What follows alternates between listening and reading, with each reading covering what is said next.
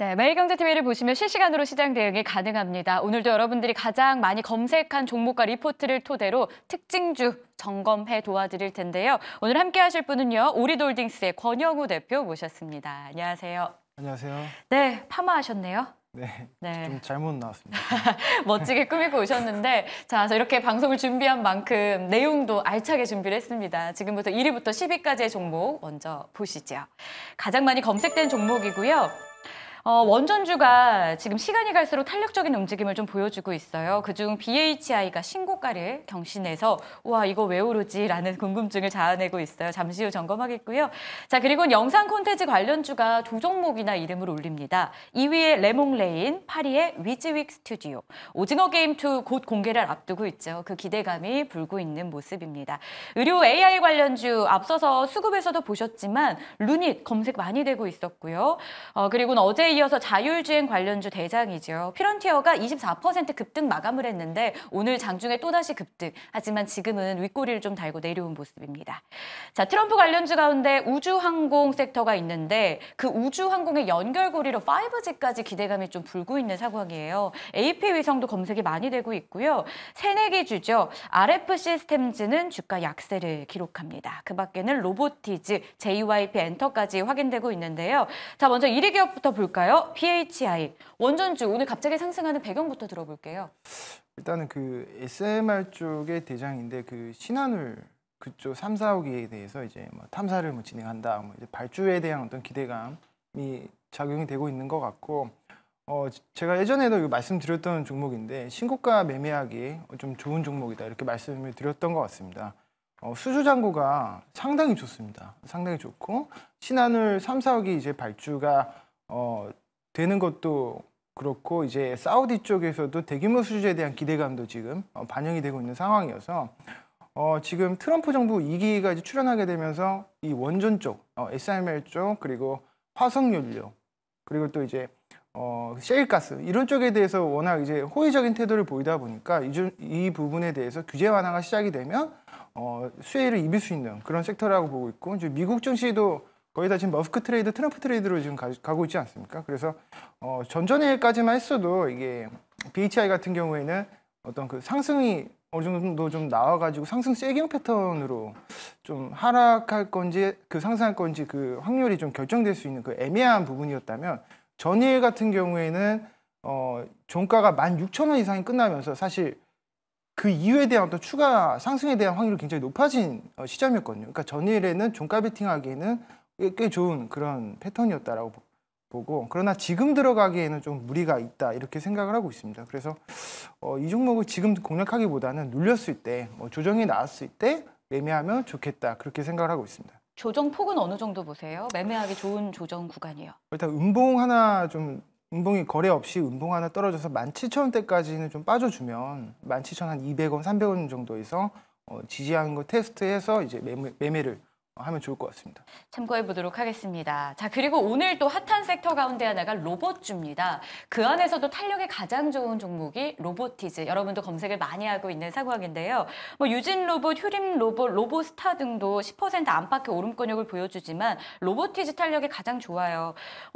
미국의 MIT가 이 기업을 선택했다라는 말이 있는데요. 기대감이 이쪽으로 쏠리고 있는 걸까요? 아니면은 뭐 단기 트레이딩 하기 좋아서 그냥 부각된다. 이 정도로 봐야 될까요? 일단 그 로봇이 지금 저는 로봇 섹터를 되게 좋게 생각을 하고 있거든요. 네. 지금 매매해야 되는 테마나 섹터가 그 반도체 뭐 이런 기술주보다는 이제 로봇, 인공지능 소프트웨어죠. 왜냐하면 어쨌거나 이게 미국에서 규제 완화가 시작이 되면 이쪽에 바람이 불 수밖에 없거든요. 팔란티어도 이제 급등을 했었던 부분도 있었고 그래서 인공지능도 좋고 지금 로봇도 좋은데 로봇의 패턴을 보니까 그 최근에 로봇주들이 대장주 노릇을 서로 이제 하면서 먼저는 로봇 그리고 클로봇 그리고 뭐 유진 로봇 이런 것들 순환매가 지금 나오고 있는 상황이거든요. 그래서 오늘 같은 경우에 로보티즈가 MIT랑 손을 잡고 이제 신체 그 지능을 고도화한 어떤 로봇 기술을 뭐 개발한다라는 소식으로 20%까지 장중에 급등을 했었거든요. 근데 지금 한 14% 정도로 눌렸는데 향후에도 이 로봇 테마주 안에서 이런 종류의 어떤 이슈가 부각이 되면 다른 로봇주들도 이만큼 강세가 나올 수 있다는 얘기거든요.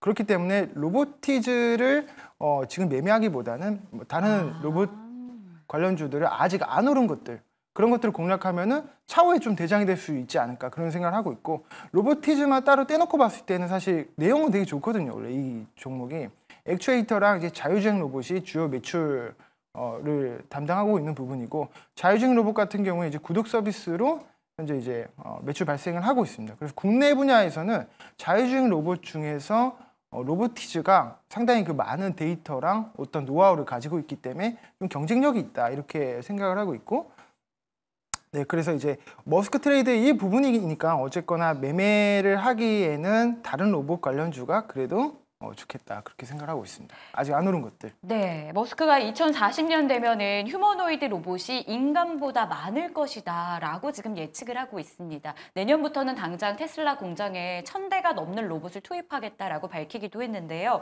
어쨌든 미국에서 자율주행으로 쏘아 올린 공이죠. 규제 완화 기대감 속에 로봇에 대한 산업에 대한 기대감도 더해지고 있는 상황입니다. 그런데 오늘 검색될 로보티즈 많이 올랐으니까 다른 안 오른 로봇주를 보자라는 코멘트였어요. 혹시 그런 기업의 후보군을 좀 추려주실 수 있을까요? 클로봇이 저는 네. 일단 상장한 지도 얼마 안 됐고, 됐죠. 그리고 그만큼 이제 상장한 지 얼마 안 된 주식들은 매물 소화하기가 쉽거든요. 그리고 이제 보호 예수로 이제 묶인 주식도 있기 때문에 탄력성 측면에서는 가장 우수하다라고 볼 수 있고, 네. 그리고 이게 지금 현대차가 로봇계를 이제 보스턴 다이내믹스의 그렇죠. 로봇계를 트럼프 대통령의 경호로 이제 시켰지 않습니까? 네. 그런 부분에 있어서 그 로봇계에 대한 국내 독점, 그 유통권을 가지고 있는 게 클로봇입니다. 그래서 이런 부분들을 생각했을 때 차후에 이슈를 받으면 가장 좀 탄력성 있는 종목이 클로봇이 될 수 있겠다, 그렇게 생각을 하고 있습니다. 10월 28일에 상장한 새내기주 클로봇입니다. 로봇주가 전반적으로 분위기가 좋은 상황에서 로보티즈 같은 뭐 재료가 붙어준다면 강하게 치고 올라올 가능성이 있다는 걸 염두하고 저희가 이 종목도 관심 종목에 좀 넣어보도록 하겠습니다.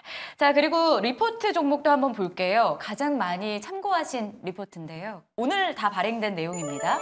자, 1위로는 루닛이에요. 오늘 의료 AI주가 주도주 역할을 하고 있는데 뷰노의 FDA 승인도 있고 루닛은 아스트라제네카와의 협업 소식이 어제 있었죠. 특히 루닛은 실적도 무난해서 이제 좋아질 일만 남았다라는 판단 나왔습니다. 자, 현대차. 트럼프 행정부가 출범하면 사실 관세 부담이 있는 섹터 중에 자동차가 꼽혔는데요. 하지만 SK증권에서는 관세라는 이 최악의 케이스를 고려해도 지금 주가가 너무 싸다라고 보고 있습니다. 자, CJ제일제당 오늘 리포트 정말 많이 나왔는데 그 가운데 키움증권 리포트 검색이 많았어요. 오늘 주가도 급등이죠.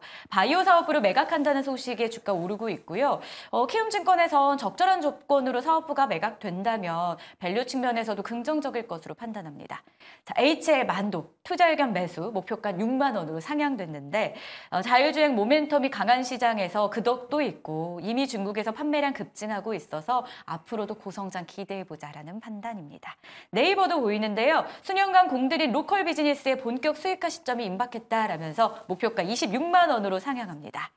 자, 이 가운데 1위 기업 루닛으로 먼저 출발을 해볼게요. 대한민국의 의료 AI의 미래라고 보고 있는데 정말로 루닛이 그 미래를 열어줄 수 있을까요?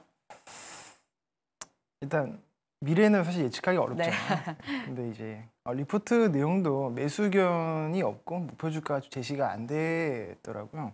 근데 빅파마랑 이제 마스터 계약을 이제 체결하면서 어제 좀 상승이 뭐 전전일부터 시작해서 오늘까지도 상승이 좀 나왔는 이런 모습이 보여지는데, 매출 확대에 대한 어떤 방향성은 명확해졌다. 타그리소 등의 제약사의 치료제 처방 그 환자군에 대해서 그 높일 수 있는 그 가능성이 좀 제시되었다. 레프트는 이렇게 얘기를 하고 있지만, 하지만 이번 3분기에는 그 적자였고 매출도 한 168억 정도로 좀 약했다. 그러면서 이제 주식 보상 비용이랑 비현금성 비용이 좀 늘어나면서 좀 적자 폭이 커졌던 그런 부분이 있었고, 밸류 리스크는 있지만 25년도에는 볼파라를 통한 실적 개선이 기대될 수 있다. 이렇게 지금 리포트는 결론이 지어졌거든요. 근데 이제 보면 제 생각에는 이렇게 강하게 오를 만한 그 이벤트인가 좀 생각을 했었거든요. 왜냐하면 그 알테오젠 같은 경우에 예를 들면은 그러니까 제약바이오가 그 주가가 오를 수 있는 여러 이벤트 가운데서 이제 알테오전의 그 마일스톤 장기 계약이라든지 어떤 수익성이 확보가 된 이벤트가 결국에 추가 주가 상승을 견인하거든요.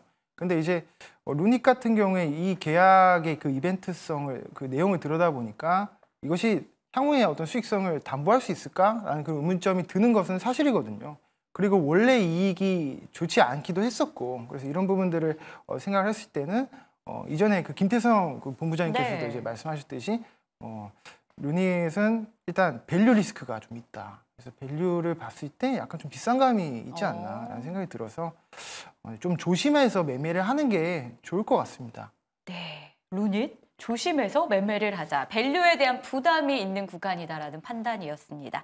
자, 2위에 있는 현대차도 전략을 좀 세워볼게요. 내용이 참 재미있었죠. 너무 싼 주가. 근데 우리가 물건을 살 때도 가격이 싸다고 무조건 사지는 않거든요. 좋은 물건, 그동안 내가 눈여겨봤던 좀 비쌌던 건데 할인을 많이 한다거나 그럴 때 득템했다라고 표현하는데 현대차로 그게 가능할까요? 모멘텀 좀 알려주세요. 저도 현대차는 주가가 진짜 많이 싸졌다 이렇게 생각을 하고 있습니다. 그러니까 근데 배당도 싸다고 주고. 저희가 다 사진 않으니까. 그렇죠. 예, 그렇긴 한데 이제 상당히 많이 싸진 거에 대해서는 이건 좀 사볼만 하지 않나라는 생각도 하지 않습니까? 그래서 그게 현대차가 좀 박앤세일을 지금 하고 있는 그런 구간이다 네. 이렇게 생각을 하고 있고 지금 리포트 내용은 그 미국 관세가 10% 부과한 것과 가장 최악의 시나리오, 그러니까 워스트 케이스를 가정했을 때보다도 지금 주가가 더 많이 하락했다 이렇게 보고 있거든요. 그래서 지금 미국향 수출은 53만 대, 추정액이 한 22조 정도고 24년도에 추정 수출액이 한 25조 정도. 그래서 트럼프 2기 정부가 만약에 관세를 부과를 했을 때 최악의 상황을 가정한다면 향후의 영업이익 기준의 17% 정도 이제 감소가 예상이 된다고 하더라고요. 그래서 이것이 근데 최악의 상황인 거고 올해 10월부터 이제 엘러바마랑 그 엘레바마 공장을 이제 비롯해서 조지아 공장, 그러니까 미국에 있는 공장들이 가동이 시작이 됐습니다. 그러면 이거에 대한 그 관세는 그래도 이렇게 영향이 줄어들 수 있다. 이 관세의 영향은 빠질 수 있다. 그리고 마지막으로 주주환원 정책까지 감안했을 때 배당 수익률 5.2% 정도로 우수할 수 있고 이제 UAM, 뭐 로보택시 이런 것들이 미래 성장의 동력이 될 수 있기 때문에 매수 의견을 이렇게 주셨습니다. 그래서 목표 주가는 33만 원 제시가 됐는데 제 생각에도 현대차 같은 경우 사실 관세가 현대차한테만 지금 들어가는 게 아니거든요. 이 보편적 관세라고 해서 어쨌거나 그 모든 나라한테 다른 타국 기업들한테 적용되는 거기 때문에 현대차의 그 개별적인 리스크라고 보기는 어렵고 또 이거 관세에 대한 불확실성이 상당 부분이 주가에 이미 반영이 됐다. 그렇게 생각을 하고 있고 만약에 관세가 뭐 10%가 아니라 뭐 향후에 가서 15%뭐 이렇게 인상을 한다 그러면 추가적인 어떤 리스크가 될 수 있지만 현재까지는 뭐 10%에 대한 부분만 반영이 된 거기 때문에 그것보다도 확실히 싸졌다고 생각을 하거든요. 트럼프 2기 이후에 만약에 강달러가 유지가 되면 환율적인 측면은 당연히 그 자동차 섹터는 영향을 많이 받을 수밖에 없고 만약에 관세가 10% 올랐는데 환율이 5% 오르면 5%는 이제 그 커버가 되지 않습니까? 그렇기 때문에 이런 측면도 무시 못하는 상황이고 연말에 또 이제 그 배당 모멘텀이 있기 때문에 이런 것까지 감안했을 때 충분히 지금 구간에서 매매를 해볼 만하다 이렇게 생각을 하고 있습니다. 네, 현대차. 최악의 상황을 고려한다 하더라도 결국 지금 주가가 너무 과도하게 밀린 걸 생각하면 이 박앤세일 구간을 잘 활용해 볼 필요가 있다라는 판단이 더해집니다. 차트를 놓고 보면 1년 사이에 봉우리가 한 3개가 있는 그림을 그려내고 있어요. 고점 대비 지금은 정말 많이 내려왔는데요. 현대차에 대한 투자 분석 저희가 잘 참고해 보도록 하겠습니다. 자, 이렇게 해서 오늘도 실시간 랭킹 통해서 전략 도와드렸습니다. 오리도 홀딩스의 권영우 대표와 함께했습니다. 고맙습니다. 감사합니다.